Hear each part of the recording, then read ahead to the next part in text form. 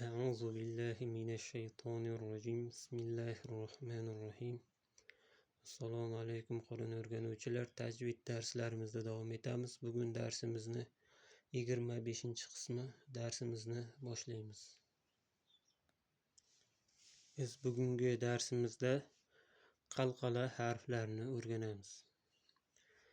Biz ba'zi darslarimizda yozgan holatda o'rgatamiz. Ya'ni buni sababi ba'zi qoidalar yo'qligi uchun va ba'zi qoidalarni to'liq holda berilmagani uchun ba'zi qoidalarimizni yozgan holda o'rgatamiz. Bugungi qalqala harfini ham barcha to'lig'icha qoidalari yozilmagani uchun uni ham yozilgan holda o'rgatamiz. Demak, bugun biz qalqala harflarini o'rganamiz. Qalqala o'zi nima? Qalqala bu lug'atda tebratish degan ma'noni anglatadi. Ya'ni bu 5 ta harf ba, jim, dal, qof va to harflari sukunli bo'lib kelganda bularni tebratib o'qiladi. Ya'ni abi, aji, adi, aqu, ato degan holatda bu 5 ta harf sukunli bo'lganda bu harflarni tebratib o'qiladi. Endi bu qalqala harflarni ham 3 ta holati bor, darajasi bor. Ya'ni qalqala darajasi 3 ta. Endi biz bu darajalarni o'rganishdan oldin bu qalqala harflarni qaysilarini qanday holatda tebratishini va boshqalarni qanday holatda tebratishni ko'rib chiqamiz. Demak, bu joyda to va qof harflari istilo, ya'ni yo'g'on bo'lgani uchun dommaga yaqinroq qalqala qilamiz. Ya'ni aqu, aqu, aqu, atu degan holatda dommaga yaqinroq, dommaga moyil qilgan holatda qalqala qilamiz. Ya'ni bular yo'g'on bo'lgani uchun. Keyingi harflarimiz bu dal, jim, ba harflari. Endi bu harflar istifola bo'lgani uchun, ya'ni ingichka harf bo'lgani uchun kasraga yaqinroq qalqala qilinadi. Ya'ni kasraga moyil qilgan holatda qalqala qilamiz. Ya'ni adi, aji, abi degan holatda bularni kasraga moyil holatda qalqala qilamiz. Bu to va qof yo'g'on harflarni, istilo harflarini dommaga yaqin holatda qalqala qilamiz. Demak, biz harflarni qay holatda qalqala qilinishini ko'rdik. Endi bularni darajasini ko'rib chiqamiz. Qalqala harflarning darajasi 3 ta. Bu eng yengil ko'rinishi, birinchi daraja eng yengil ko'rinish, ya'ni so'z o'rtasida kelishi. Qalqala harflarni so'z o'rtasida kelganda yengil qalqala qilib o'tamiz. Ya'ni buni yaqutulu degan holatda qalqala qilamiz. Keyingi to harfimiz yut'imu. Keyingi harfimiz bu ba harfi yub'asu. Keyingi harfimiz bu yajtami'u. Keyingi harfimiz bu dal harfi adhola degan holatda bularni yengilroq, to'xtab qolmasdan qalqala qilib o'tamiz. Ya'ni bu joyda biz yaqutulu degan holatda kuchli holda qalqala qilib, ya'ni so'zni bo'lib tashlaymiz. Endi o'rta holdagi qalqala. Bu qalqala darajasini eng yengili. Bu qalqala darajasining ikkinchisi va o'rta holatda so'z oxirida sukun bilan kelishi. Ya'ni bu qalqala harflari so'z oxirida sukun bilan kelganda o'rta holatda, ya'ni bundan kuchliroq va bundan kamroq bo'lgan holatda qalqala qilamiz. Ya'ni xalaqo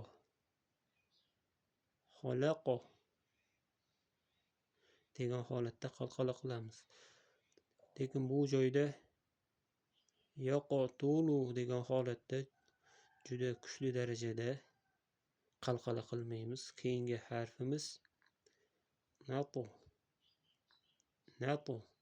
degan holatda buni ham sal kuchliroq holatda qalqala qilamiz. Keyingisi ba harfi kasabi degan holatda qalqala qilamiz. Ya'ni bu holatga ko'ra sal kuchliroq qalqala qilinadi. Keyingi so'zimiz bu dal harfi. Dal harfi ham ahadi degan holatda qalqala qilamiz. Va keyingi harfimiz bu jim harfi. Bu harfni ham so'z oxirida sukun bilan kelganda sal yo'g'onroq, sal qattiqroq holatda qalqala qilamiz. faji degan holatda qalqala qilamiz. Endi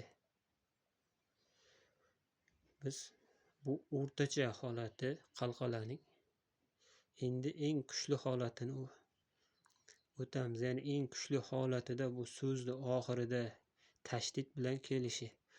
Bu holda so'zni oxirida tashdid bilan qalqala harflar tugasa yoki so'zni o'rtasida kelgan taqdirda ham shu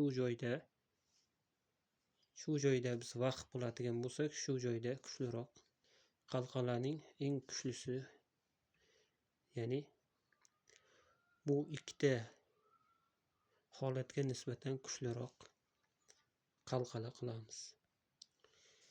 Demak, buni bu ikkita qoidaga nisbatan kuchliroq talaffuz qilamiz. Qalqala qilamizki, ya'ni bu tashdid bo'lgani uchun, tashdid bilan to'xtagani uchun yoki so'z o'rtasida bo'lsa, tashdid bilan vaqf bo'lganimiz uchun bu holatga nisbatan kuchliroq bo'ladi.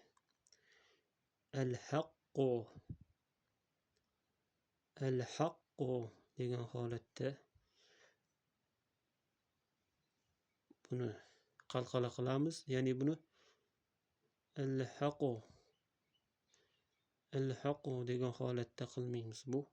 Bu darajaniki, ya'ni bu holatda al-haqqo, bu joyda halaqo degan holatda qalqala qilsak, bu joyda endi al-haqqo degan holatda bu darajada qilib qo'ymaymiz va bunga tashdid turgani uchun qof harfi ikkita bo'ladi. Ya'ni qof harfi birinchisi ham tashdidni birinchisi sukunli bo'ladi. Keyingisida vaqf qilganimiz uchun tashdidni keyingi harfi ham sukun bo'ladi. Shuning uchun buni kuchliroq qilamiz. Ya'ni al-haqqo deb talaffuz qilmaymiz. Ya'ni al-haqqo demaymiz buni. Al-haqqo. Keyingi so'zimizda ham matto degan holatda qalqala qilamiz. Matto deb qo'ymaymiz buni.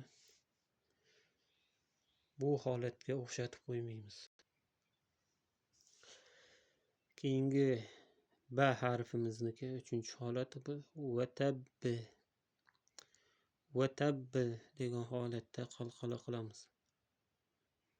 Bu holatdagidek vatab degan holatda qilmaymiz buni. Vatabbi degan holatda kuchliroq qalqala qilamiz. Ya'ni bu holat so'zni oxirida tashdid bilan tugashi. Keyingi dal harfimiz. Buni biz ahad deb qalqala qilsak, buni endi biz Musta'iddi degan holatda bunga nisbatan kuchliroq tashdid bilan qalqala qilamiz. Keyingi so'zimiz bu jim harfi. Bu harfni ham faji, bu joyda faji degan bo'lsak, bu joyda al-hajj degan holatda qalqala qilamiz. Ya'ni bu qalqalani 3 ta darajasi. Demak, har birovidan bitta o'qib solishtiramiz. Demak, bu holatda yaqtulu, bu holatda esa halaqo. Endi eng kuchli holatda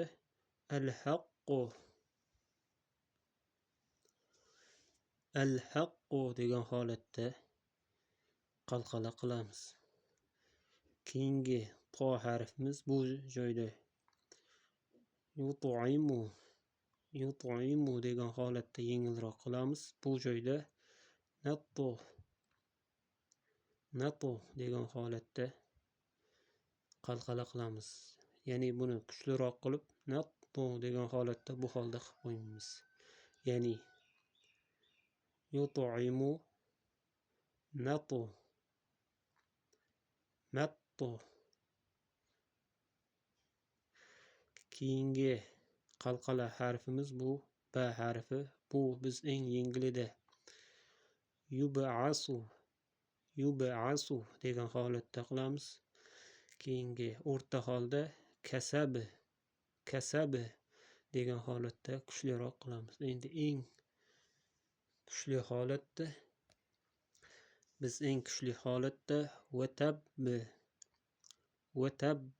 degan holatda tashdidni ikkinchi harfini kuchliroq qalqala qilamiz. Endi 3-chi harfimiz bu jim harfi. Biz bu joyda yajtami'u degan holatda qalqala qilsak, endi bu joyda faji degan holatda qalqala qilamiz. Endi bu joyda eng kuchlisi bu al-hajj degan holatda qalqala qilamiz. Va keyingi oxirgi harfimiz bu dal harfi. Bu joyda biz yengilroq adhola degan holatda qalqala qilamiz. Keyingi so'zimizda o'rta holda ahadi degan holatda qalqala qilamiz. Va eng kuchli holatda musta'iddi degan holatda kuchliroq qalqala qilamiz. Demak, bu qalqala darajalarini ko'rib chiqdik. Endi qalqala bo'lmasa nima bo'ladi? Ya'ni bu holatni qalqala qilmasak nima bo'ladi? Agar biz bu harflarda to'xtaganimizda qalqala qilmasak, ya'ni bu harflar bu harflarga o'xshab qoladi yoki yo'g'onligi bilinmay qoladi. Demak, bu harflarni biz qalqala qilmasak, to'xtaganimizda bu harflar bu harflarga o'xshab qoladi yoki yo'g'on harflarni yo'g'onligi bilinmay qoladi. Demak, bu holatni biz qalqala qilsak, aqu degan holatda qalqala qilamiz. Buni qalqala qilmasdan to'xtasak, degan holatda to'xtasak, bu kafga o'xshab qoladi yoki yo'g'onlik holati sezilmaydi. Keyingi holatimizda atu degan holatda yo'g'on qilamiz. Agar yo'g'on qilmay holatda o'qisak, at degan holatda bu ta harfiga o'xshab qoladi. Bu keyingi harfimiz ba harfi. Agar buni biz qalqala qilsak, abi degan holatda qalqala qilamiz. Qalqala qilmasak, ab degan holatda p harfiga o'zbek tilidagi p harfimizga o'xshab qoladi. Arab tilida esa p harf yo'q. Keyingi harfimiz jim harfi. Jim harfini biz qalqala qilmasak, ad degan holatda o'zbek tilidagi ch harfiga o'xshab qoladi. Arab tilida ch harfi ham yo'q. Keyingi oxirgi harfimizni biz qalqala qilgan holatda ad degan holatda qalqala qilamiz. Agar qalqala qilmasak, ad degan holatda bu ta harfiga o'xshab qoladi.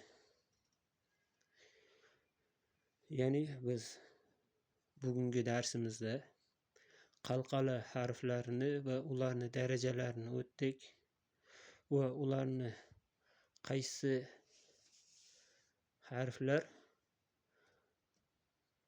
qaysi harakatga moyil holatda tebratilishini aytdik. Ya'ni ba, jim, dal bu kasraga moyil tebratiladi. Qof, to harflari dommaga moyil tebratiladi. Va qalqala harflar faqat sukunli bo'lganda qalqala qilinadi.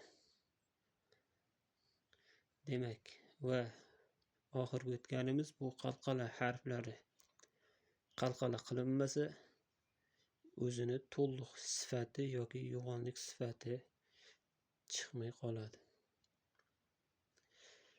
Demak, bugungi qalqala darsimiz shulardan iborat. Bugungi darsimizni shu yerda yakunlaymiz. Keyingi darsda ko'rishguncha